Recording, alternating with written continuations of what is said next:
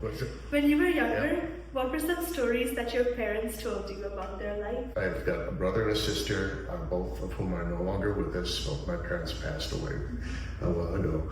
But we grew up in Orchard Highlands, up in Bayside. And before that, my father grew up in Northfield, Illinois. He grew up in Winnetka, Illinois, in a small mansion of well-to-do banker parents. And he would summer in South Dakota, Bismarck, South Dakota, where he was allowed at 13 years old to crop duster using a biplane. And as a crop duster, he fell in love with flying.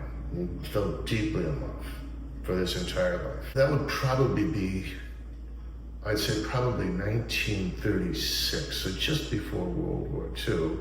And he took a look at all the other young men in his age group and decided he was not going to just be an enlisted officer on the front lines. He wanted to fly. So he enlisted in pilot school with his brother.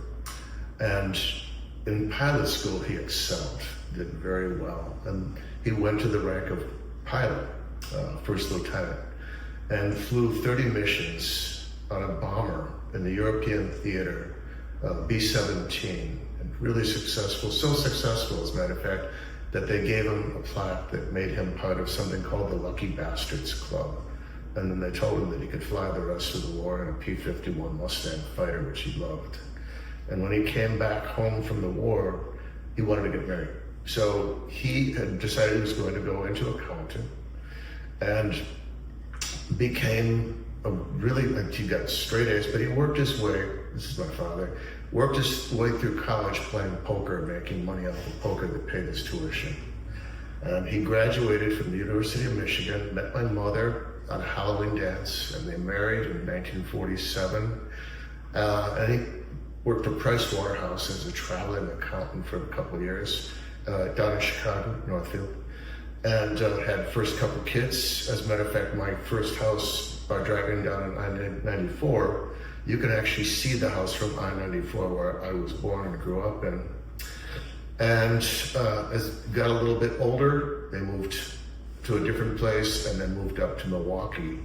And my father always did really, really well in banking. He was the COO of the Marine Corporation, which is a very large banking corporation, Polaris Corporation, and did really well up until the mid-70s when he had a very big disagreement with the management at Marine Corporation, and they terminated him, and he came home.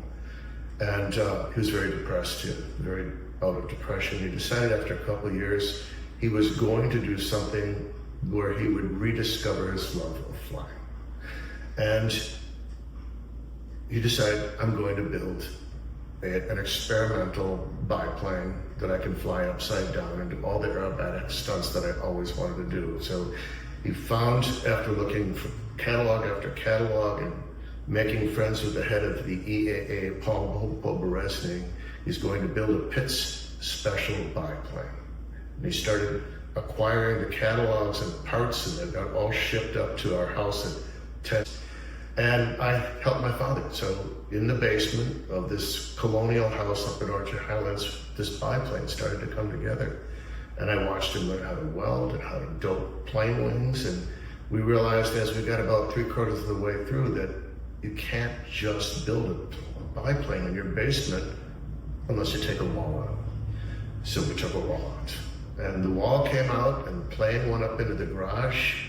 And the plane kept on coming together, and the wings got on the plane, and the variable pitch prop went on the plane front. And my dad used to tie the rear wheel of the plane to an apple tree in our front yard and test the motor, aiming the propeller in the direction of the neighbor he didn't much care for. And finally, the entire plane came together. It was absolutely gorgeous biplane, and it got hangared, which means it got transported over to a local airport called Timmerman Field. And he flew the thing about 6 times. On the 6th time, he took out 6 runway lights. And when a pilot takes out a number of runway lights or crashes it, immediately goes to see a doctor And unfortunately, they discovered that he had had a heart attack a number of years before that he had not told them about, and they grounded him on a medical. And he was told he could never fly again. So that was really hard. So he got really, really unhappy and depressed and didn't know what to do. But he finally decided, I have to sell the plane. So he got the plane and talked to a whole lot of people and finally found somebody who was willing to trade him for a piece of land out in Arkansas. And the guy came up and got the plane. But my father, unfortunately, was fooled. He was scammed, and the land didn't exist, and he didn't have the plane, he didn't have the land. And we thought, that's it. That's all there is. There's nothing more. And during that time period, he moved up to Mequon, and I started raising kids, and my wife had to put up with the fact that I would travel over the United States. What I did was I worked for an event marketing company called GMR Marketing, and I was the head of the Miller Band program for the United States, and I ran band programs sponsoring Miller Beer in 23 cities across the United States. But I was gone. My wife was raising kids. But she would get these phone calls late at night, and we didn't know why the phone calls were coming, but they came in, and the guy on the other end would hang up every time. And finally, I was home for one of those phone calls, and turned out it was a young man looking for Robert Klagstad. And both my father and I happened to have the same first name. So I said, yes, you've reached Robert Klagstad, but people call me Jason, my middle name.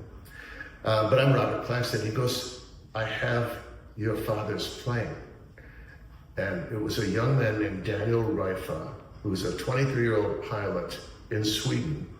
And his parents and he had found the wreckage of my father's plane in an air museum in Sweden. They bought it, and he brought the plane home to build it and bring it back to life. And he started sending me photos of the build of the plane, and then taxiing along the runway, and then flying. And seeing a photo of my father's plane and the new sun in Sweden is the most inspiring photo of my entire life.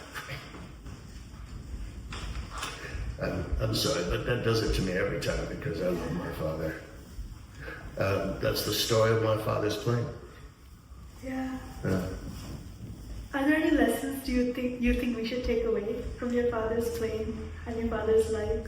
The big lesson is, out of some of the most dark parts of your life, wonderful things can still come.